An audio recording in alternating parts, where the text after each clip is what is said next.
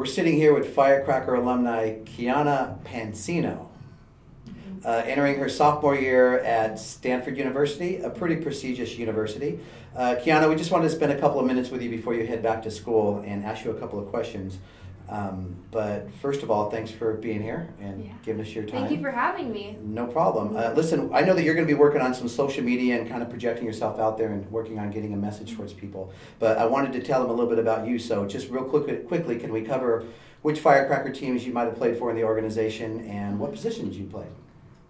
So I played with Firecrackers NC for my first few years here as a Firecracker, and then my senior year I played with Lakewood Firecrackers 18 gold with Pasco Guerra, and I'm a pitcher.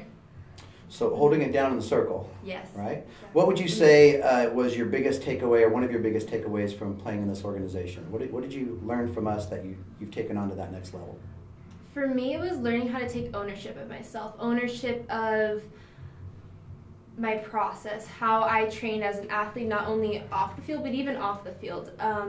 Your parents and your coaches and even your teammates are amazing people who can only do so much for you, because at the end of the day, you're the one that's out in the circle. You're the one that's out there playing on the field. And so learning how to take ownership of my outcome and what I want out of my softball career, and learning how to take the tools that was provided for me from this organization, I think was the biggest part of my success.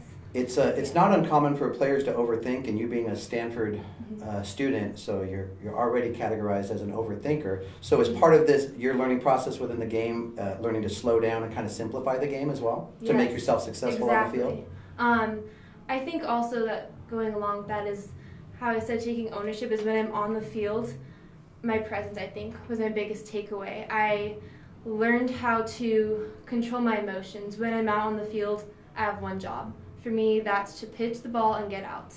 And so it was really cool learning how it not only plays on the softball field, but even in life in general, especially in college, learning how I can control how I respond to these situations and how I react to them, as well as how I move on going forward. You know, you just made a bad pitch, you just let leadoff runner get on. What are you going to do this next at-bat to counteract it? Or you just miss a pitch. And get to the next pitch. Exactly. Your last pitch isn't going to affect the next one, so you learn how to, yes, have a short mind, short memory, turn to the next page, but also don't forget that. Like, learn from it and move on, but don't linger in it for too long. And that's that classic phrase, playing the game pitch to pitch. Exactly. So what just happened, what needs to take place next, and then move on. Lastly, I'd like you to, is there anything that you'd like our current players to know, what would you want them to get out of playing in the Firecracker program? What is it that you would want most to take place with their experience in the Firecrackers? Yeah. I guess again what I said earlier is take ownership for yourself. Take ownership of what you want out of your softball career. If softball is what you're passionate about, then great, go for it. If it's something else, great, go for it. But I think what's so cool is there's something special about everyone. And for me, I found out that I was an off-speed. I was an off-speed pitcher. I learned what made me special. So find out what makes you special, what separates you from the rest of the thousands of softball players in America, and own that. Own that part of you and learn how to master it and specialize in it.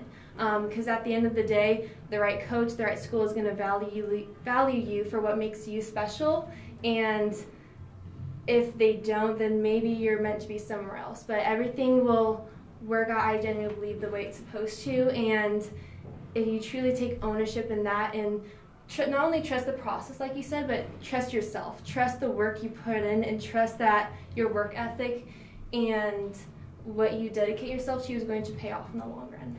Awesome. Kiana has overcome a lot of odds, and what I mean by that is was not always projected as the top this or top that, but really earned every bit of respect, and the accomplishments that's taken place with her on the field, it's been amazing to watch. So Kiana, really want to thank you for your time. We're super excited about seeing you in your sophomore year with the Stanford Cardinal, the Trees, and good luck, and we'll see you next on your next break, holiday break, back here in the warehouse. Okay? Thank you so much. Appreciate it. Thank you. Thank you.